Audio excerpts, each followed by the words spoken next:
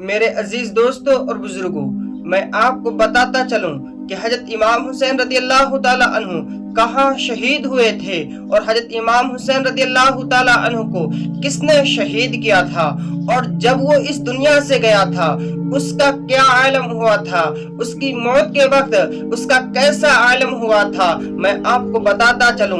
ایک روایت کے مطابق جب وہ اس دنیا فانی سے جانے والا تھا، اس سے جب محسوس ہونے لگا تھا کہ میں اس دنیا فانی سے جانے والا ہوں، تو اس نے اپنے بیٹے کو معاویہ بن یزید کو حکومت دینی چاہی، مگر معاویہ بن یزید نے اس سے حکومت سے انکار کر دیا اور کہہ دیا کہ جس سلطنت پر حضور صلی اللہ تعالی علیہ وسلم کے نواسے کے خون کے دھبے لگے ہوں، مجھے ایسی حکومت نہیں چاہیے۔ یزید جب مرنے والا تھا، اس کی کچھ ایسی حالت ہو گئی تھی کہ پانی کا پیالہ اس کے سامنے آتا، اسے دیکھ کر بے چین ہو جاتا، بے قرار ہو جاتا۔ جب پانی حلق سے اتارا جاتا، وہی پانی آگ کے انگاروں کی طرح محسوس ہوتا تھا۔ نہ پینے میں سکون ہے، نہ پینے کے بعد چین ملتا ہے، ہر وقت بے قرار رہتا ہے، ہر گھونٹ اس کے ظلم کی یاد دلاتا تھا۔ جب اللہ تبارک و تعالی ظالم کو پکڑتا ہے تو دنیا کی ہر نعمت اس کے لیے عذاب بن جاتی ہے۔ ناظرین، ہم ایک ایسے مشہور شخص کے بارے میں بات کریں گے جس کی شہرت عزت کی وجہ سے نہیں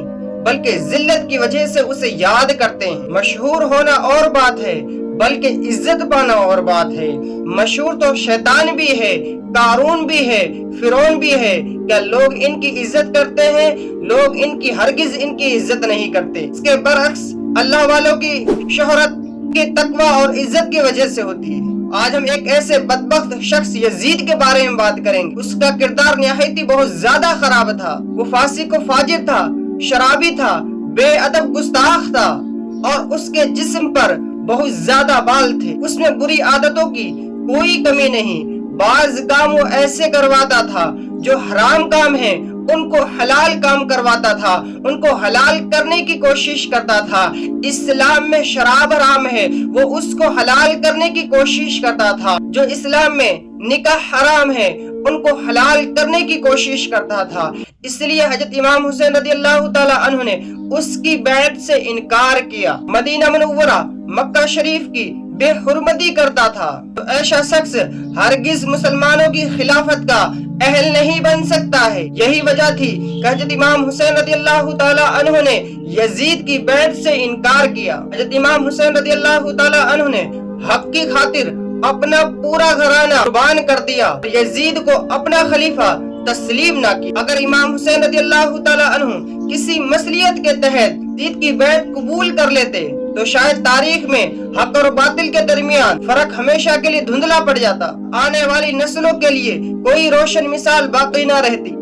حضرت امام حسین رضی اللہ تعالی عنہ نے اپنی عظیم قربانی سے قیامت تک کے لیے یہ پیغام دے دیا کہ حق کی خاطر وقتی فائدے، دنیاوی حیثیت کوئی معنی نہیں رکھتی۔